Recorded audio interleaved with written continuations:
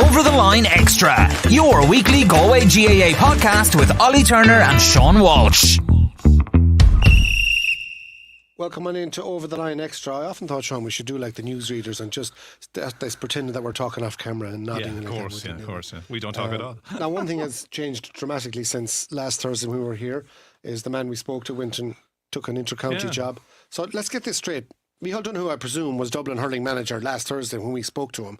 I don't think he was. Was he not? No, I don't think he was. Well, he could have been. He was nearer than we were. It was happening. Yeah. But that's extraordinary. So I suppose it joins the record of Galway Bay FM analysts that seem to end up with good jobs. So no pressure on the two lads we have today. Well, all we can say is the next two lads that are going to join us are going to be inter-county managers within the next 7 days. So let's look at the vacancies then. Yeah, big move though now, isn't it, in fairness? Cavan hurlers. It's a huge move for Micheál. It is, yeah. When you think about it, it's a great move for Dublin. Yeah. Like they were really looking like they were going nowhere, and I was kind of thinking, where can they even turn? I mean, they were talking about going back to Pat Gilroy. Yeah. And even the fact that Dessie Farrell has been reinstated as the football manager, I suppose there's a few dynamics straight away. Micheál, had been out of the scene for 3 years now as it is, probably was itching to get back in. But in Dublin straight away, like Owen O'Donnell said, the hurling captain last year, who when they went out of the championship fairly early, threw in his lot with the footballers. Camp, will one or two players be thinking of heading away? But what I'm hearing on the ground in Dublin is that there's a fantastic reaction to it. And not alone Micheál, but like he's recast his Galway management team in terms of Francis Ford and Noel Larkin also part of it as well. Like, so it's coming as a package. Then Johnny Kelly looks like he could be the new Offaly manager. Did you mention a Galway man taking over Laois as well? I did. There's strong rumours around Jeff Linsky being linked to that post, whether that's going to happen or not. So, as Niall Canavan said to me last week, it'll be easier to get interviews when we're playing the Leinster Championship from the teams we were playing than the teams that we were covering. From our own camp. Yeah, but anyway. But look, it just shows you where the inter-county scene is at as well. Like Johnny Kelly, who's involved with Castlegar, for instance, here domestically, locally, was part of Michael Fennelly's set up in Offaly. Do you remember there was the push for Liam Sheedy and Eamon O'Shea were this time last week were being touted, and now it looks like it could be going back to Johnny Kelly again. So I tell you, the managerial merry-go-round. We're talking football this week because it was all club hurling last week, so we're delighted to be joined by Jonathan Higgins and Barry Cullinane. The two boys are going to be on commentary duty for a couple of our live games this weekend. Hello to you, boys. I suppose this is the third round of games in what is a 5-round senior campaign. So in many sense, Barry, this is an opportunity for some clubs who may have had an iffy enough start to really lay down a marker. And in particular, I'm thinking of Annadown, because they've lost their 2 games. If they lose this one, their chances of qualifying are practically gone. So there's a lot hanging on how they get on against the St. James's side, who will be looking to bounce back from losing to Barna. So I suppose in terms of the importance of a weekend, are we looking at that game perhaps in terms of two teams who could have their ambitions extinguished come the end of that championship game? Yeah, I guess Annadown were probably one of the few teams that found themselves playing the 2 toughest opponents in their group, their first 2 games. So I think you have to cut them some slack in terms of the results from that. And I think from now till the end of the group campaign is when they're really going to be judged. And St. James's had a very difficult game last weekend or 2 weekends ago at this stage. And it's a result that doesn't happen St. James's a lot. They're consistent.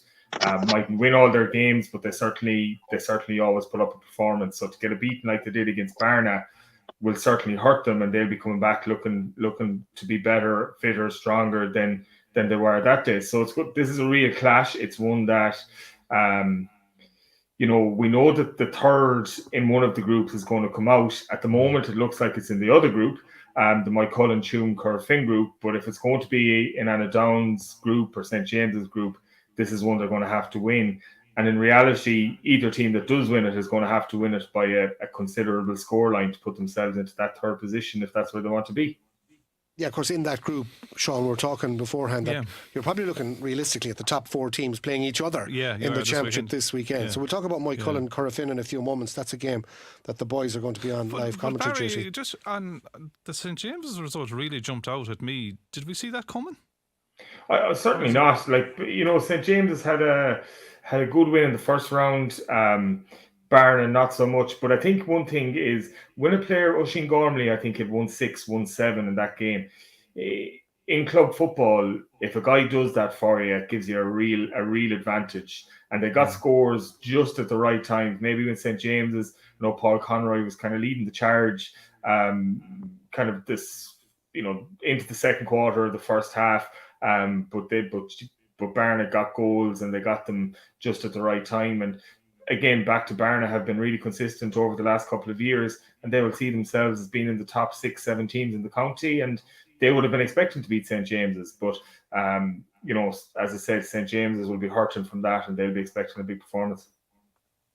Everybody's already texting in, Barry.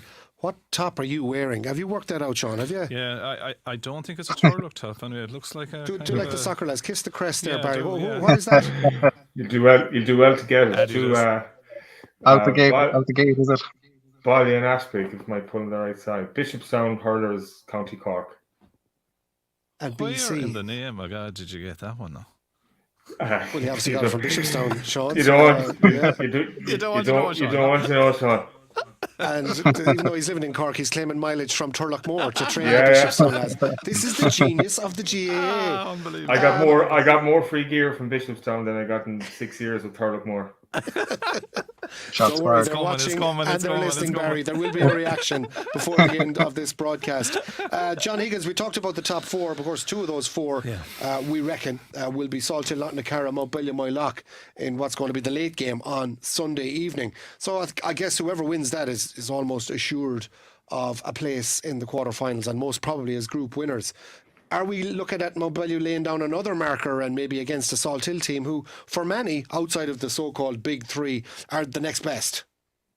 Yeah, it's actually a huge game, I think, for Salthill. Everybody knows, the bandwagon that came across with getting John O'Mahony on board, and they started off with that 9-point victory over Barna. I think that's a scoreline that absolutely flattered Salthill on the day. Barna were, I thought, very, very unlucky. Missed a couple of goal opportunities in the first half. It was an even enough game and they pushed on. But Salthill were probably the team that, out of the 2 rounds of games we've seen so far, probably pushed on the most. Very, very impressive against Annadown, and particularly with the placement of Robert Finnerty a little bit deeper, just allow them to spray and open up things a good bit more. But I think this is a huge, huge task. I think John O'Mahony, when we spoke to him after the game as well, was like, this is the big fish. This is like where we're going to, where they know where they're going to be at, and it is huge because coming into it, I was probably, before a ball was kicked in the competition, it was kind of tossing and turning in my head between who was 1 and 2, between Corfin and Mountbellew Moylock. I kind of edged towards Corfin just in the fact of new manager and the next piece of bounce, and the fact that they've lost the last 2 years in the semi-final and the final to Mountbellew Moylock seems to be a bit of a drought. But I suppose it's probably aided by, in fact, who they've played so far. But Mountbellew Moylock have been the most impressive team to date for me. They seem to have got all their lads back. All the shenanigans after the end of the kind of championship would be put to bed. Lads back home, Mike Daly aside, they're pretty much back to the full complement, and they've been very impressive. And they have sharp shooters up top, in particular Barry McHugh and Finnerty. You'll just shoot the lights out. You add in Patrick Kelly as well. But this is a huge, huge task for Salthill.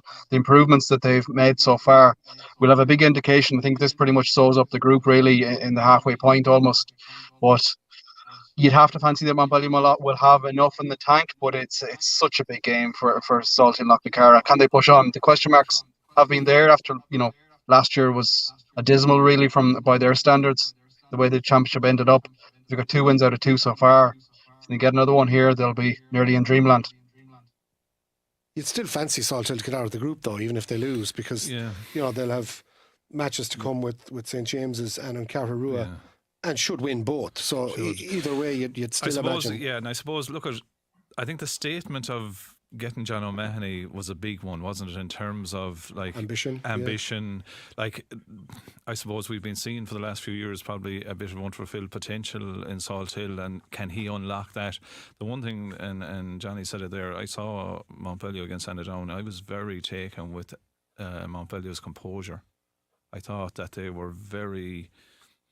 like their attacks when they were putting them together, there was a composure about what they were doing. Obviously, the county title victory has given them a bit of confidence. So I think for them there. But then the flip side of that, you look at that, it's a great game for Salthill to go after, right? They've won their two, as you say, probably will get through anyway, and it's a lovely test on game 3 of how good you are against Montpellier Mylock. Well, you talk about the two that are most likely to get out of that group B, which are Montpellier Mylock and Salthill, and let's face it, regardless of what happens Sunday evening, I'd imagine both will.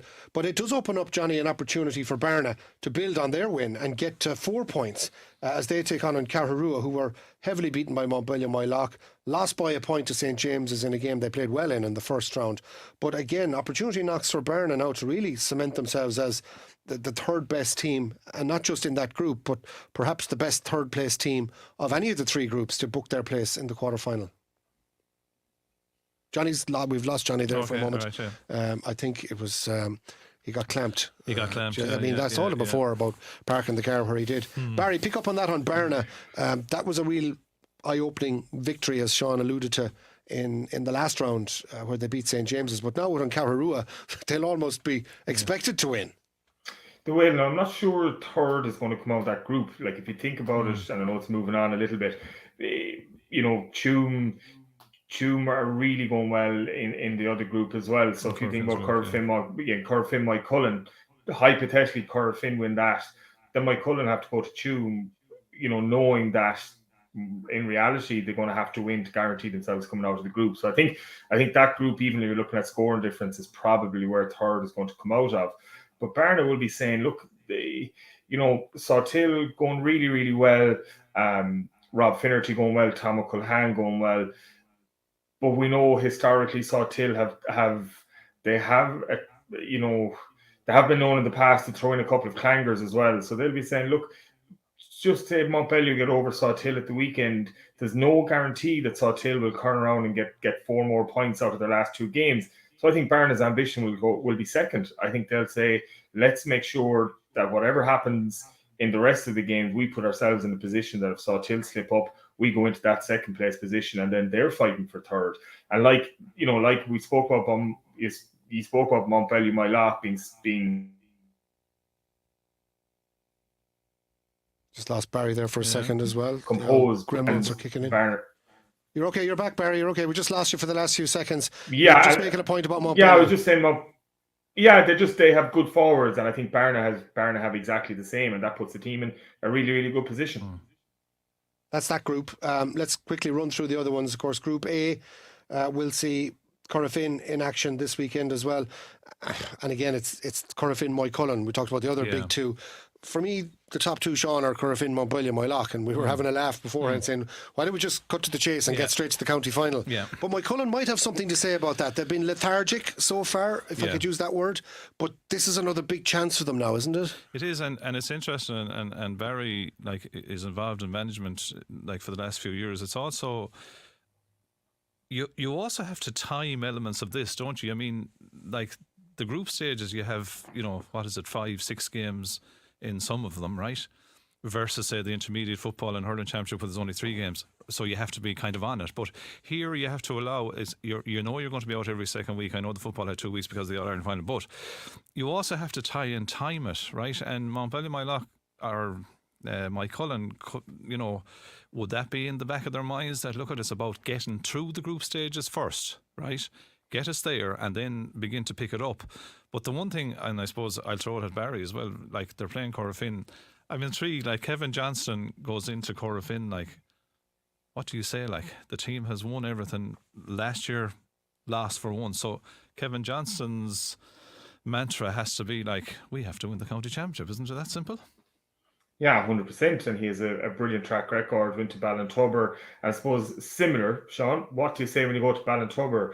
What did he go? I think, did he go to Tour de Strand then in Sligo? Had they won 5 or 6? So he's obviously able to bring new messages. They are playing a little bit of a different brand of football. I think he spoke about Montpellier Mylock being controlled. I think Salthill are keeping the ball that little bit more.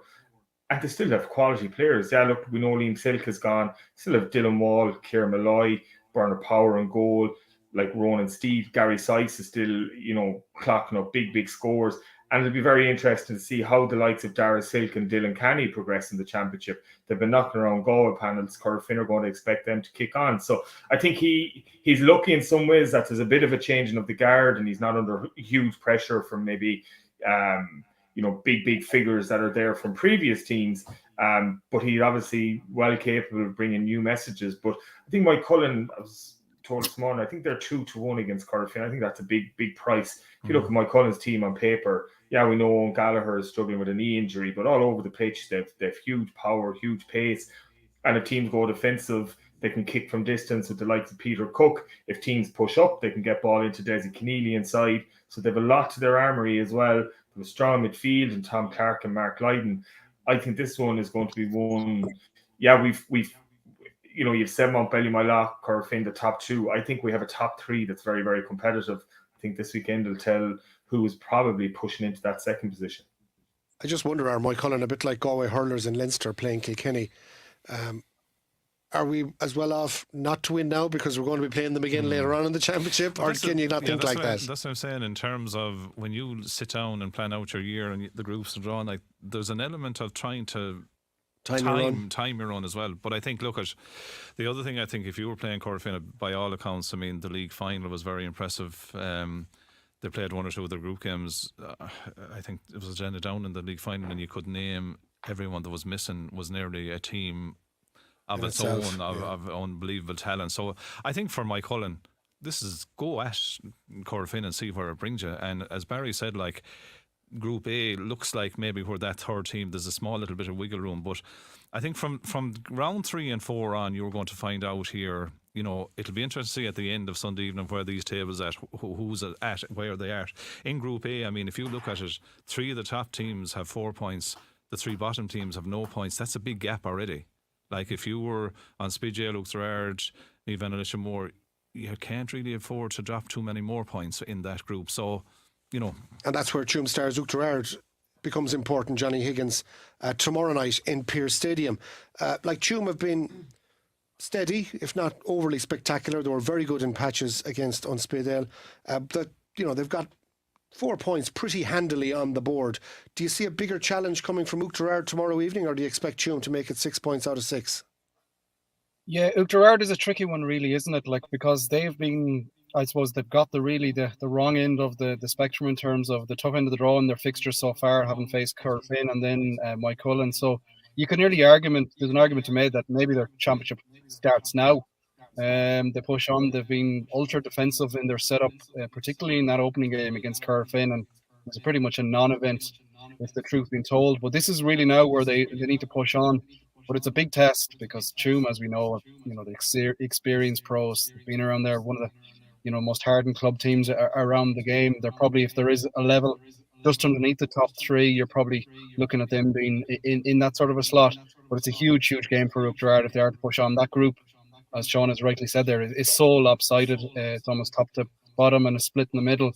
But I suppose what we've seen so far, you'd have to fancy that Tuam will have enough. I know they had a little bit of a blip the last day out in the heat in the second half there against Unspeadale, but I think they've shown enough, and it'll be a big step up for Luke Gerard. I know they have some talented footballers, and it's a very steady kind of drawn out game plan that Alan Murphy has there to date, really, with them, and go on the counter and get a lot of frees, and they have the kickers in the terms of Matthew and Enda Tierney's there as well. But I'm not sure if they've enough from all out just normal attack mode and normal run of the mill score from general play. So you'd have to lean in towards Tuam, but we'll probably see a bit more of the foot put down here from Luke Gerard, you'd have to expect. Just a quick word, Johnny, on Spittle and Letcher Moore. I mean, it already has a feel of a relegation battle between those two sides, and has a huge importance for both of those clubs to get 2 points on the board, because whoever loses that is pretty certain to be involved in the relegation battle, and there's no guarantee that both won't be again involved in the drop down to intermediate at some point later on in the championship. A big game for different reasons. Did we lose Johnny there? All right, sorry, lost you there for a second.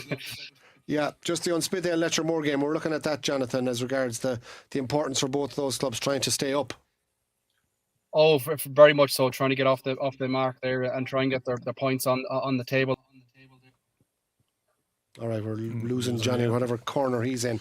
Either way, when you look at the structure, 2 teams going down, it's hard to imagine that one of those will not be involved in the tail end of the relegation battle, which is in its own right. I suppose we spoke about the hurling, Sean, and the fact that there's 24 teams and how they're restructuring there. The football, again, I mean, they are looking to go from the 18 to 16 in the next couple of years as well.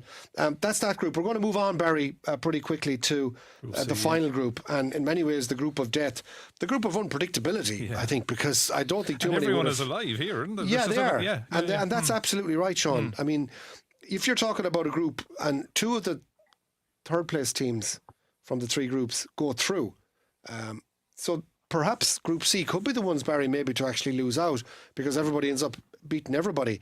And I can't believe after 18 games we haven't had a draw in the Senior Football Championship. I mean, that statistically is almost impossible to believe, given how close some of the teams are to one another. And the first of those draws could well be tomorrow night, Milltown and Carlisle in Tuam Stadium. Or can Milltown keep on winning, Barry? Well, they certainly have. They're giving off the impression that they can still keep on winning. And again, back to some of their big forwards are playing well. Mike Martin is scoring really, really well. And defensively, Jack Curran, who's a guy, we've seen him over the last couple of years, both for Milltown and for Galway. Hugely exciting player, really good pace, and a really, really good defender. So Charlotte Jennings came in pretty late in the year to take over Milltown. He's getting the right tune out of them. They're experienced. Jeremy Blake came on the last day, Sean Blake, Cathal Blake, name all the Blakes, Mike Martin, loads of guys that have plenty of football behind them. And at this level, when you have no more than, Sean, you'll have seen it at club hurling, no matter what age a guy is, if he's a good hurler, he'll stand out in club hurling. And if you're a good footballer, you'll do the same in club football, no matter how fit or how good the S&C programs are from other teams. If you're good, you're good.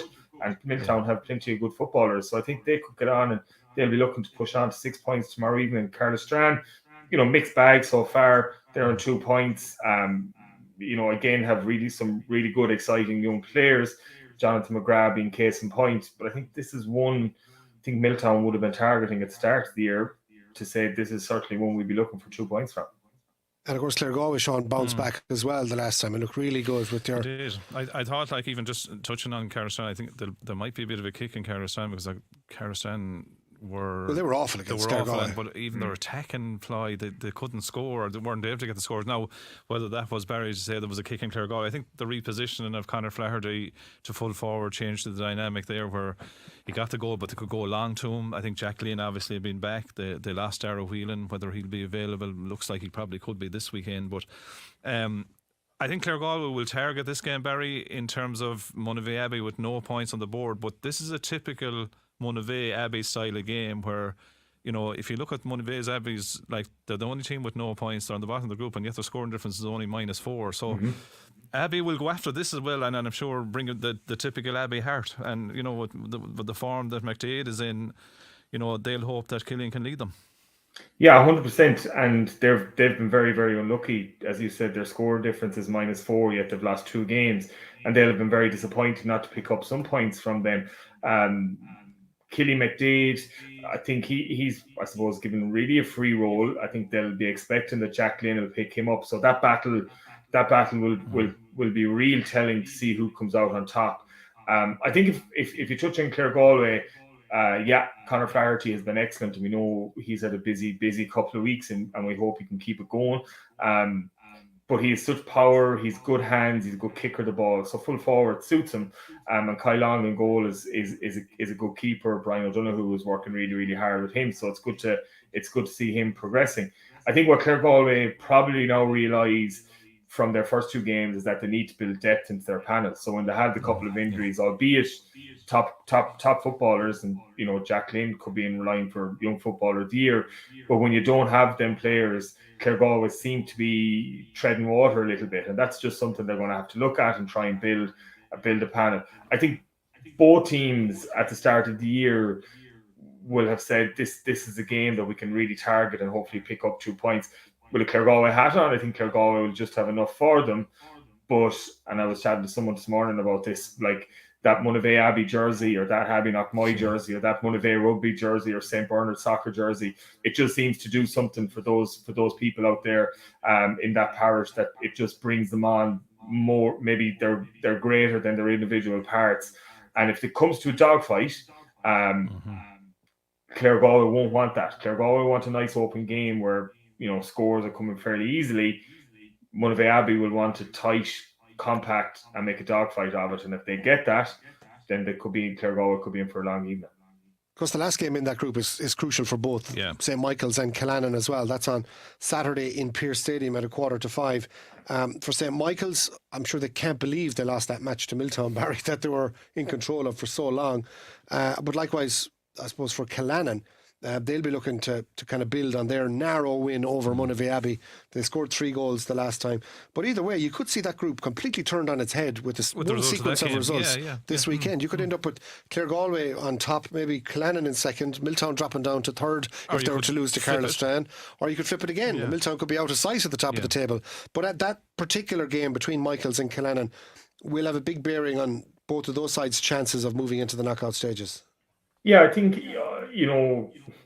St. Michael's were disappointed. They would have been very disappointed not to win that Milltown game, but probably just failed to be able to convert some of the scoring chances that created and didn't have enough threat up top. And if you go a game back, the game against Clare Galway, where I suppose the predominant feeling after that game was Clare Galway were terrible, rather than St. Michael's were excellent. They only scored 1-8. They probably didn't look like scoring an awful lot more. So if they can't get up to the 15, 16 points against Cullinane, then they'll probably be in a bit of trouble.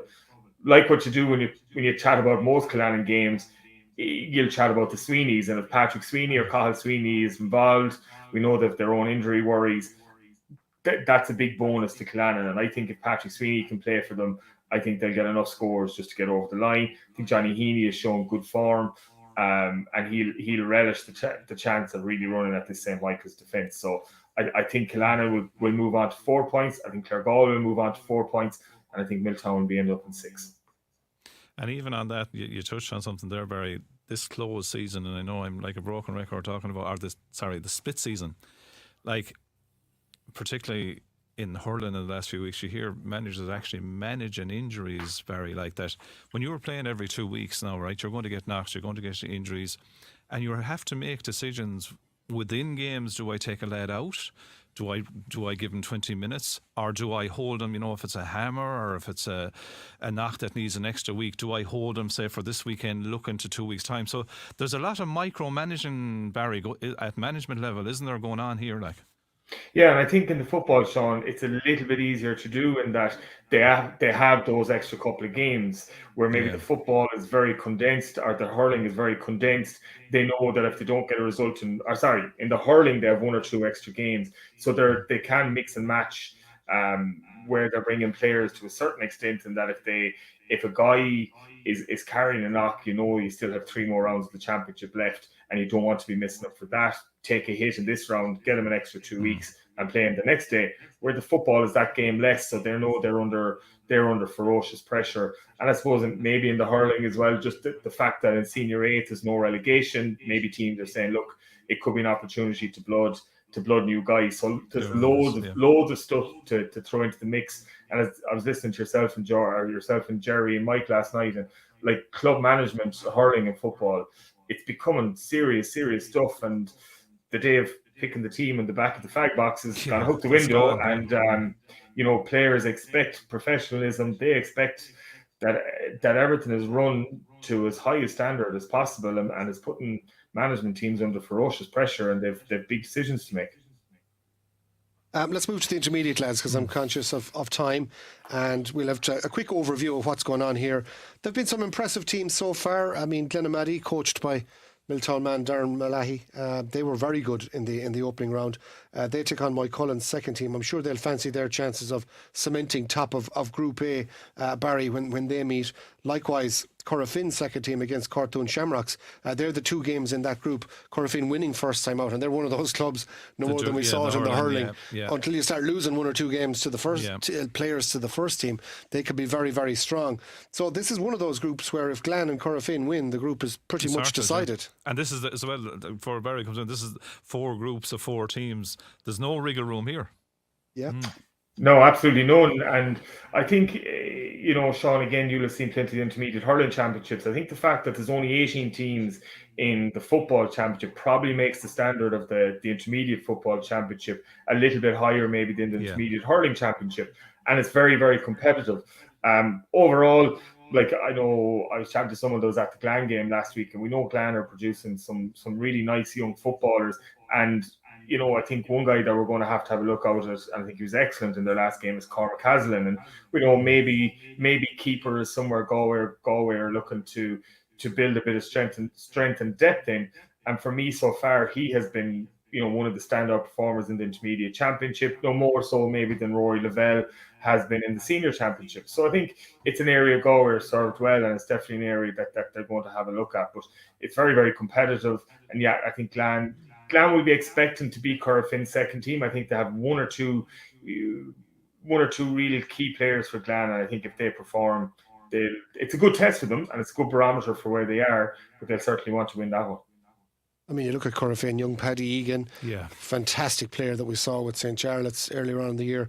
He's the star turn for them. And like, if you're a Corofin chairperson or manager of the senior team, what an opportunity it is to have a second team playing intermediate. I mean, let's put it this way, Sean, an intermediate football standard is higher than the hurling equivalent because simply of the numbers of teams. So in other words, the number 17 rank is intermediate in Galway as distinct from 25 in hurling. Yeah, but you've actually touched on that point, because we always look at it in reverse, don't we? We look at it that, the strong clubs have the second team, and you're going like, for instance, I saw Turlock on Spidgey last Sunday in the stadium, and like, you'd be saying to yourself, is it right that Turlock's second team can effectively knock on Spidgey out? Like, there's the whys and wherefores around that. But the flip side of it is, for Corofin in this instance, to have a second team at that level means you're blooding players. You're giving them a far better base of football to play in, and you can take it as read, like you're talking about Patrick, like there's guys on that now have a shop window. Right, I mean, we saw it last weekend, or in the 2 weekends in the club championship. I've never seen as many teams going with the younger lads. Do you know, in terms of lads just coming out of minor, which, don't forget, now was only under 17. Yeah, so you're looking at 18-year-olds. Yeah, so there are opportunities. Playing. So for those clubs that have the second team, it's a win-win from what I see. Johnny Higgins, we'll bring you back in. Hopefully we'll get a couple of bars of coverage, if not a couple of bars of a song, one or the other. No, we leave the song. Johnny, I'm going to jump to... I'm going to jump to Group C. We'll get back to Group B in a minute. Kilkerran-Clonberne, without Shane Welch, as they're now known. They're in action against Killearn. But they won a good win, though, the last time. They won well against Headford, but it's unusual now. Here they are playing a team, Killearn, who have dropped down to intermediate for the second year in a row. Don't they play at underage? And they are amalgamated underage. So it's going to be a strange one. Like, you could well see these teams... like, I was watching the results last night of the under-20 hurling where Father Joe Welch is, and you're kind of going, geez, I better Google where they're from, and next thing you see the Aircourt Cullinane amalgamation. There's every chance this will become... Which has made them competitive as well, to get to that stage of the under-20. There's every chance this may become an amalgamation. But either way, because this game is coupled, Johnny, with the Ilan Headford game, and the Aran Islands look really good in their first round win in the Prairie when they beat Killearn. Again, for Kilkerran-Clonberne, I presume now they're at the point, Johnny, where the Shane Walsh thing has gone through. Are you hearing that in Dublin? Is that pretty much done and dusted, the transfer up there in Dublin with Kilmacud? Are you there, Jonathan? He's either chosen to give us the silent treatment, or he can't hear us. No, one or the other. He's been silenced. Throw that one to Cork there and see. I'll go to Barry. We'll go to our Cork jury. Well, it hasn't reached. It hasn't reached the Cork press yet, whether it has gone through or not. But I would imagine. I would imagine it will. I think it'll probably cause too much consternation if it didn't go through at this stage. But that's for another. That's certainly for another day. I think Kilkerran-Clonberne would have been delighted with their win over Headford. I know Headford started well; they were 3 or 4 points up, but I think gradually, slowly, Kilkerran-Clonberne got a stranglehold in the game and came away with the win. And I think Headford will be disappointed with that because obviously. I'm not saying anything that's too radical. A Kilkerran-Clonberne team without Shane Walsh is not as strong as the Kilkerran-Clonberne team with Shane Walsh. So they will have been delighted with that.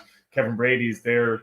They won't lack for, plenty of passion, plenty of grit and determination. So they'll be expecting to build on that.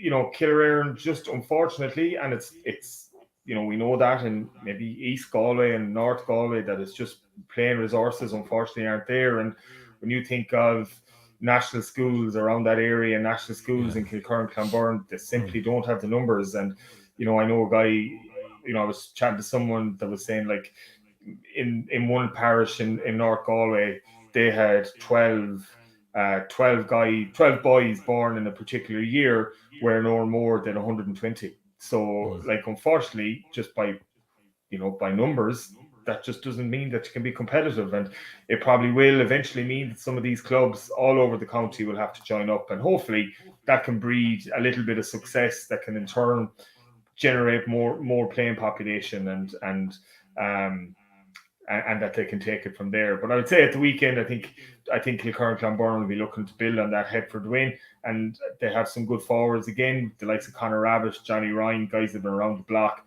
They'll be looking to kick them on. Likewise for Headford, I'm sure they'll be looking to bounce back after letting a 4-point lead over Kilcurran Clonberne slip. But they'll have it tough against Ill-on-Orne. They looked really good against Killearn. The other group then that we're talking about, Barry, St. Brendan's, Meathal Brannock, that's the top two meeting there. And you're talking about contenders for the Intermediate Championship. Meathal Brannock are on most people's shortlist. Yeah, 100%. They were really impressive against Ormore, all over the pitch. Sean Denver, Fintan O'Curran, Ronan O'Biolan in goal. They've really experienced footballers, and as I said earlier on, when they're good footballers no matter what age they are. And we know Fintan isn't old by any stretch of the imagination. And as I said, Ormore, who probably people would have been talking about being contenders in the Intermediate Championship as well, really couldn't compete with Meathal Brannock's. And unfortunately, I think they had a lot of wides on the day. Meathal Brannock's, their conversion rate was high. They kicked a lot of their scores, or a lot of the chances that they got. And they'll be certainly... Meathal Brannock's are a senior club. That's where they should be. They've consistently been a strong senior club. And the group of players they have there at the moment will be hoping to bring them back up into them ranks. For Caltra, I suppose it's a big demise, and again we talk about numbers no more than a lot of the rural clubs.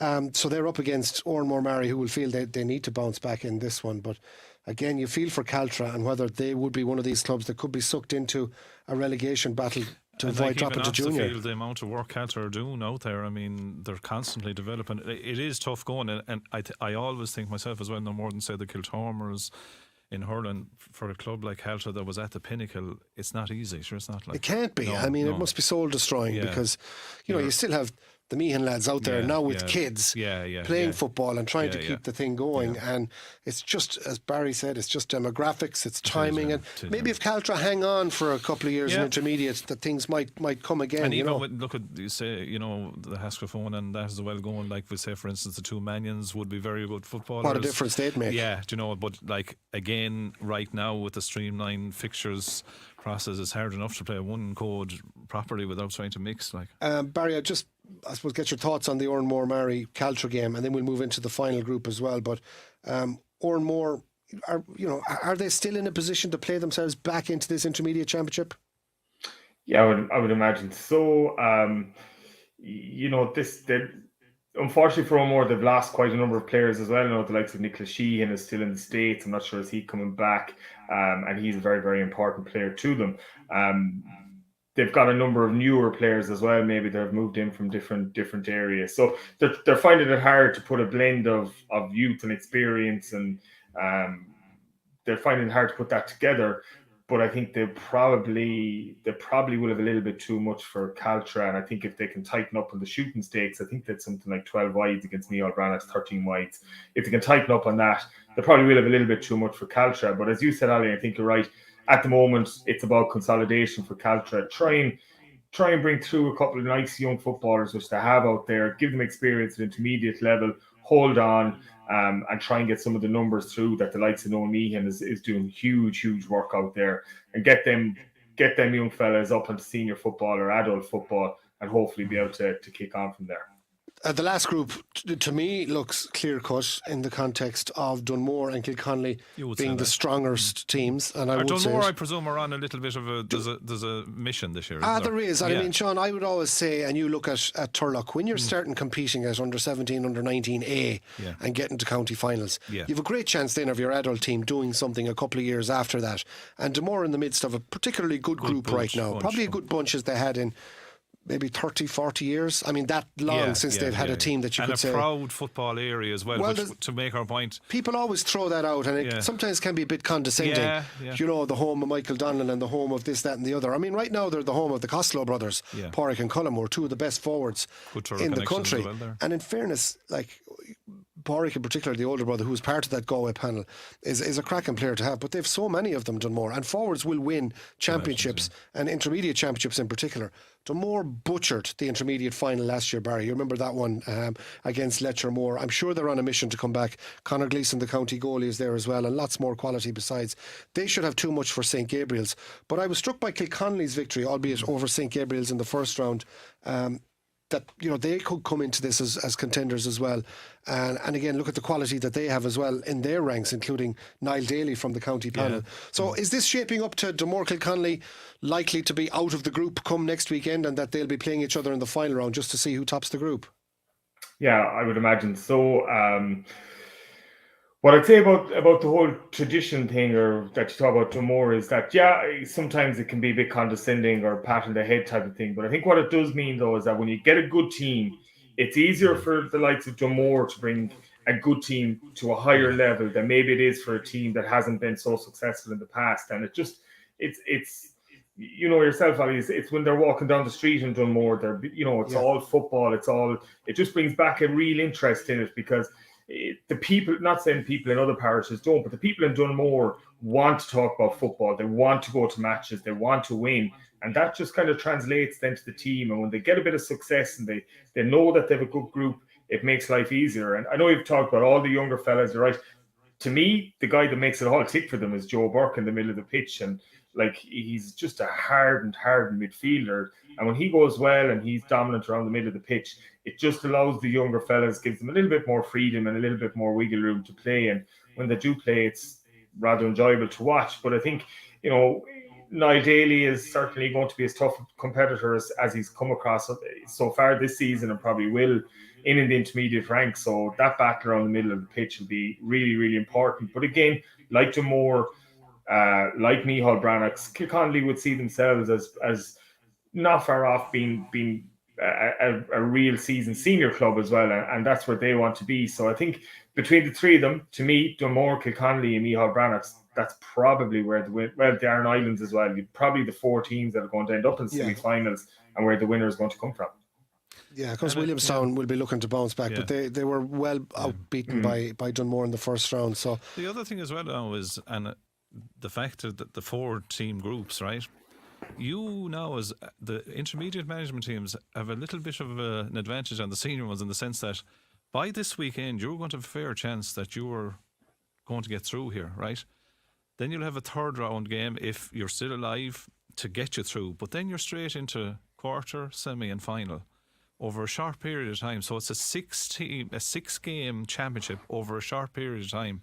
So if you can get all your ducks in a row and get your team off to a good start, get them now, probably, as we said about the senior, there's a little bit of wriggle room, but there's none here. So you have to be, you don't have to be on 100% of the start, but you have to be near enough. So there's a path here, isn't there, Barry, in terms of you win your second game, you're as good as out of the group, and then you're into the knockouts, which are coming down the tracks fast, like.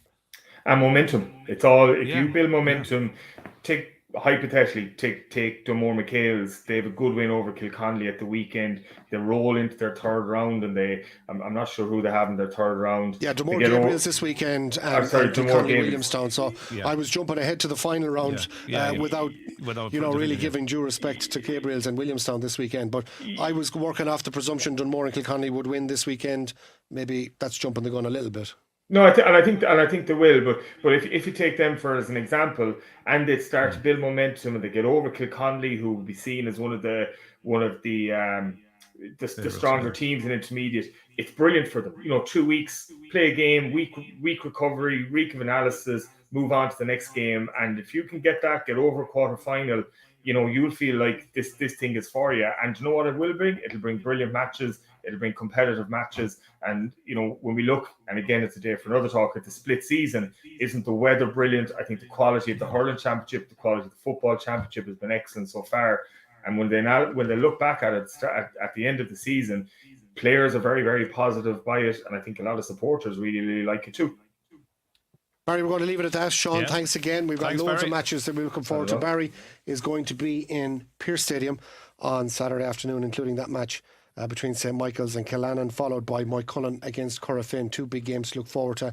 And on Sunday, we'll bring you live coverage of the 2 big games in Tuam Stadium, including Claregowie, Monavea Abbey, and Salthill, Knocknar, Cara, Mount William, Moylock. Interestingly enough, we'll also be live on a stream on galwaybayfm.ie on Saturday afternoon with coverage of Annadown and St. James's. So we've lots of football to look forward to. That, and tomorrow night, we're live from 7 o'clock tomorrow evening with Milltown against Carlisle and Oughterard against Tuam Stars. There's a whopping 17 matches to look forward to this weekend in the Club Football Championship. And we're looking for a draw. And we have to find a draw somewhere in that much. Surely to God, we can't somewhere. go 27 matches without a draw. Sean, thanks a million again. We're looking at the Club Hurling Championship next weekend. More great games to look forward to. Thanks to Barry and Jonathan, and thanks to you for watching. You've been seeing Over the Line Podcast Extra.